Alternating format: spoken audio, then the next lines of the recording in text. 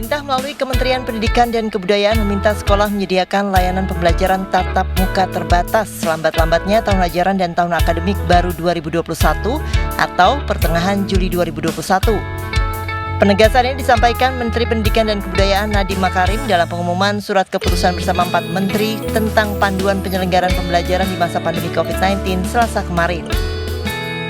Pembelajaran tatap muka terbatas nantinya juga dapat dikombinasikan dengan pembelajaran jarak jauh agar kesehatan dan keselamatan warga sekolah terus menjadi prioritas. Jika terdapat kasus konfirmasi COVID-19, maka para pemangku wajib melakukan penanganan kasus dan dapat segera menghentikan sementara pembelajaran tatap muka terbatas di satuan pendidikan. Jadinya ada berbagai macam, bukannya kita mewajibkan tatap muka, tapi terus kalau ada infeksi COVID di dalam sekolah itu tidak ada penutupan. Tidak, itu salah. Kalau ada infeksi harus segera ditutup sementara untuk sekolahnya, dan kalau daerah itu sedang melakukan PPKM atau pembatasan dalam skala mikro, itu juga diperbolehkan pembelajaran tatap mukanya diberhentikan sementara sebelumnya. Jadi ini poin yang sangat penting untuk diketahui. Setelah pendidikan dan tenaga kependidikan divaksinasi COVID-19 secara lengkap, Satuan Pendidikan wajib menyediakan layanan pembelajaran tatap muka terbatas dengan tetap menerapkan protokol kesehatan dan pembelajaran jarak jauh. Aturan pembelajaran tatap muka diantaranya, Satuan Pendidikan harus memastikan pemenuhan daftar periksa sebelum memulai pembelajaran tatap muka terbatas. Pembelajaran tatap muka terbatas dikombinasikan dengan pembelajaran jarak jauh untuk memenuhi protokol kesehatan. Orang tua dapat memutuskan bagi anaknya untuk tetap mengikuti pembelajaran jarak jauh meski Satuan Pendidikan sudah memulai pembelajaran tatap muka terbatas. Dinas Perhubungan memastikan akses transportasi yang aman ke dan dari Satuan Pendidikan. Jika terdapat kasus positif COVID-19, pemerintah pusat, pemerintah daerah, dan kepala Satuan Pendidikan wajib melakukan penanganan kasus dan dapat menghentikan pembelajaran tatap muka terbatas di Satuan Pendidikan. Pemda bersama dengan Satgas COVID-19 daerah segera melakukan testing jika ditemukan warga satuan pendidikan yang bergejala dan melakukan tracing jika ditemukan kasus konfirmasi positif COVID-19.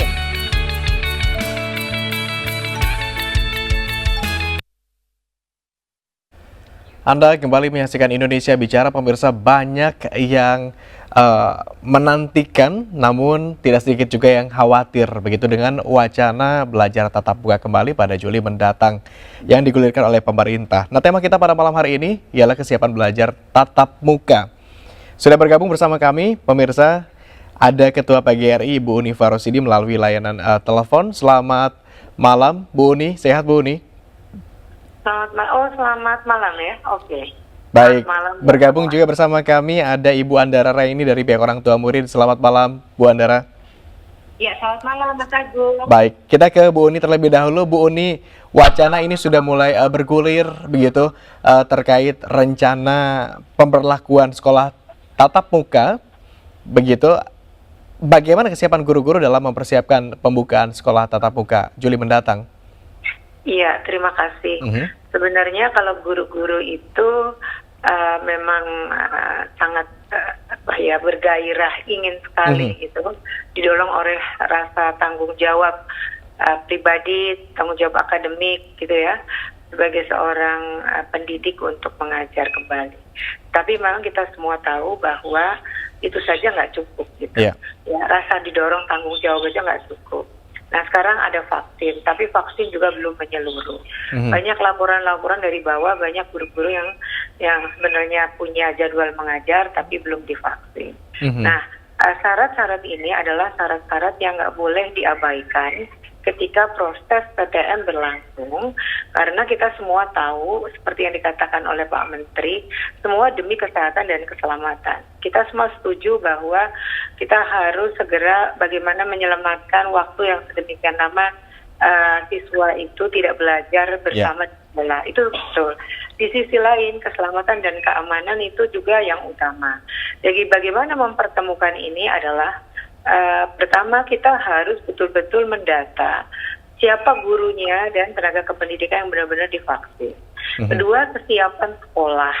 Ya, kesiapan sekolah itu bukan hanya kesiapan fisik sekolah, tetapi bagaimana dia mengatur manajemennya, bagaimana tuh dia kemudian kesiapan jaringan, bahan ajar, bagaimana pembelajaran blended itu bisa disosialisasikan kepada masyarakat, kepada orang tua gitu. Jadi kita dukung rencana pembelajaran tapi dengan sikap kehati-hatian yang sangat kuat agar semua bisa dilindungi. Baik, tadi Anda sempat menyampaikan bahwa tidak semua guru yang kemudian memiliki jadwal untuk mengajar belum mendapatkan vaksin begitu. Benarkah begitu, Bu Ni? Betul, betul. Bahkan ada yang antri lagi nih di saya Bu, kapan lagi kementerian ada jadwal penyuntikan vaksin begitu. Kami semua ini ingin mau segera mengajar, tapi sampai hari ini kami tidak tahu entah kapan jadwalnya. Kalau kami tanya kepada otoritas, mengatakan belum ada. Nah ini kan artinya harus jangan sampai terlewat sedikit karena data yang kurang bagus, rencana kita yang antusias untuk membuka tatap muka kemudian menjadi sebuah tadi yang dikatakan oleh Pak Menteri, kalau terjadi sesuatu karena gurunya ada gejala gitu. Baik, artinya guru pun sebetulnya semangat atau punya keinginan besar untuk kembali melakukan pengajaran tatap muka, namun terhalang dengan atau kekhawatiran bahwa dirinya juga belum mendapatkan vaksin. Salah-salah nanti malah kemudian membawa virus dan menularkan kepada murid-murid di sekolah, begitu ya? Iya, karena kan sebenarnya ini kan kita setuju tentang keinginan pembelajaran tatap muka, tapi syarat-syarat kan harus dipenuhi. Dan yang divaksin itu kan guru dan tenaga kependidikan. Masih ada faktor-faktor lain yang harus dipertimbangkan secara matang agar orang tua merasa safe betul anaknya sekolah gitu. Apa misalnya bagaimana anak dibawa sampai ke sekolah gitu kan. Bagaimana sekolah ditata, diatur agar pembelajaran ini aman. Baik, ada pertimbangan-pertimbangan agar orang tua merasa safe anaknya kembali berangkat ke sekolah untuk sekolah tatap muka. Kalau gitu kita ke perwakilan orang tua murid, ada Bu Andara Raini. Bu Andara, Anda termasuk yang menyambut positif wacana sekolah tatap muka ini atau termasuk yang lebih kepada khawatir? 50-50 sih Mas Agung, saya nggak bisa memilih lebih berat kemana. Di satu sisi memang pengen banget, udah cukup lama kami menanti anak-anak kami kembali bersosialisasi, namun di satu sisi kekhawatiran itu masih besar sih ada di pikiran kita sebagai orang tua murid sih Mas Agung. Oke, ada persiapan tertentu begitu untuk jelang bulan Juli mendatang jika wacana sekolah tatap muka ini kemudian betul-betul dilaksanakan? Ya, kalau saya pribadi memang untuk saya melihat fisik anak saya sendiri, terus kami juga beberapa kali konsultasi ke dokter, terus kami mengikuti rules yang memang sudah ditetapkan bahwa berhubung belum ada vaksin untuk anak-anak vaksin COVID ya, jadi sebaiknya kami melengkapi vaksin-vaksin lainnya. Yang kayak gitu-gitu sih yang memang beritanya sudah sifat pure beredar. Kami coba mengikuti dulu sih Mas Agung, karena kita nggak bisa berharap banyak sebenarnya Mas sama pihak lain, orang tua lain, murid lain, ataupun pihak sekolah. Meskipun besar harapan kami juga rule semua diikuti oleh semua pihak yang nantinya akan datang ke sekolah. Tapi yang pertama yang bisa kami lakukan sebagai orang tua sih menyiapkan anak-anak kami dulu nih Mas. Maksudnya vaksinnya dilengkapi, kemudian memang terus komunikasi dengan dokter ketika memang anak kami flu atau apa, ya berusaha secepat mungkin sih penanganannya Mas Agung. Baik, bicara aktivitas anak tentu berbeda dengan aktivitas orang dewasa. Bu Andara, Anda termasuk yang khawatir atau tidak? Mobilitas anak ini bisa jadi lebih tinggi ketimbang orang dewasa begitu. Di rumah kita mungkin bisa mengontrol. Di sekolah apakah Anda termasuk yang cukup yakin begitu? Belum sih Mas Agung, terutama anak saya masih kecil-kecil kan. Mungkin untuk yang mau masuk SD saya masih bisa ingetin terus ya, misalkan jangan copot masker, jangan tukar-tukaran makanan misalkan. Tapi mungkin untuk anak yang lebih kecil lagi, saya justru jauh lebih khawatir. Dan saya memang sangat menanti sih apa aja sih tahapan dari sekolah yang bisa meyakinkan kami para orang tua untuk melepas anak-anak kami kembali ke sekolah, Mas Agung. Baik, tapi selama pembelajaran online ini, Anda termasuk orang tua yang merasa nyaman begitu dengan pembelajaran secara online ataukah seperti apa? Ada kendala tidak? Kendala pasti ada ya Mas, terutama ini udah 1 tahun lebih ya, jatuhnya 1 tahun 1 term ya kita sudah di rumah. kendala pasti ada, jenuh pasti ada, terutama memang di usia dini anak-anak itu yang dibutuhkan adalah sosialisasi, Kak Mas Agung. Kemudian ya tentunya kami juga berharap supaya anak-anak itu kembali bersosialisasi sih Mas. Mas, gue benar-benar masih 50-50 Mas. Pengen sama khawatirnya masih sama besar. Baik, kita ke Bu Uni kembali. Bu Uni, kesulitan guru-guru secara online ini juga dirasakan barangkali. Tadi orang tua sudah merasakan kesulitannya. Guru sendiri ada kesulitan? Oh iya pastinya. Ini kan saya di sekitar Tangerang ya. Ini contoh kesulitan itu, ada kesulitan di dalam jaringan dan kesulitan di dalam mengengage, melibatkan siswa keseluruhan di dalam pembelajaran, gitu ya. Nah saya nih contoh. Saya itu kan sebenarnya janjian sama MNC itu pakai Zoom, betul ya? Yeah. Tapi ternyata nggak bisa. Ini sehari hidup, 2-3 hari nggak, padahal saya langganan dan mahal. Gitu. Kebayang nggak sih kalau kemudian semua orang pakai internet, anak-anak itu pada kuliah, pada belajar semua hari itu, kemudian jaringannya nggak kuat, gitu kan? Gitu. Apa yang harus dilakukan kan? Tetap harus ada cara-cara atau way out, cara penyelesaian yang lain. Nah itu yang harus dipersiapkan dalam rangka untuk PTM 4 Juli nanti. Baik. Jadi kalau kita guru bicara ada di kesulitan, kota besar atau di ibu kota begitu ya. Iya, Masih iya. ada kendala teknis atau kendala jaringan. Apalagi kemungkinan sekolah-sekolah yang berada di pelosok begitu ya. Iya, saya ini contoh nih, saya seharian nih janjian sama Anda ternyata nggak bisa kan. Jadi saya pakai live by phone. Terus kemudian belum lagi tentang substansi.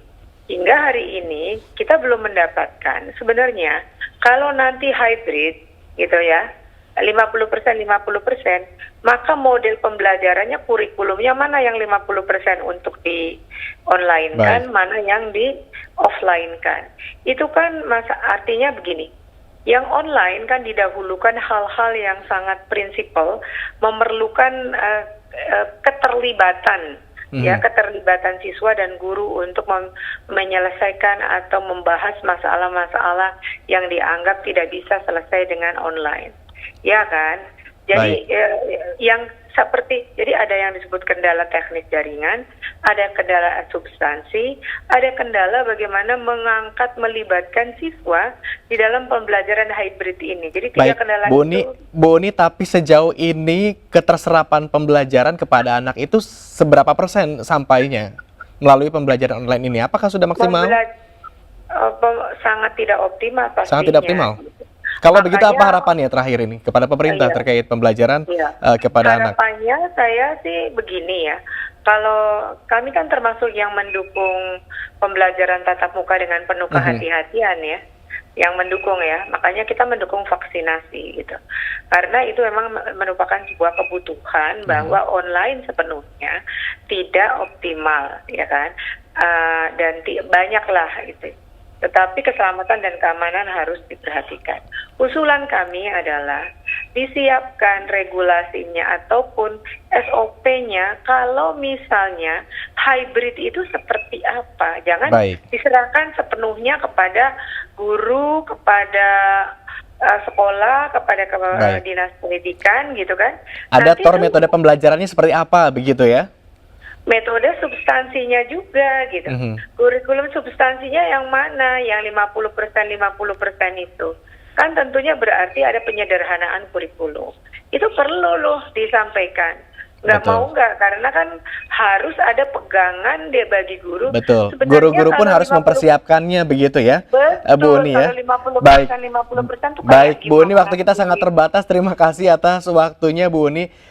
Bu Andara juga terima kasih atas waktunya. Mudah-mudahan kita sama-sama berharap bahwa apapun nanti kebijakan yang kemudian diputuskan oleh pemerintah mampu berdampak baik bagi dunia pendidikan tanpa mengesampingkan aspek kesehatan dan keamanan anak-anak pada saat proses belajar mengajar nanti. Terima kasih atas waktunya Bu Uni dan juga Bu Andara. Selamat malam. Dan pemirsa, usai jeda pariwara kami masih akan kembali dengan dialog dengan narasumber lainnya. Tetaplah di Indonesia Bicara.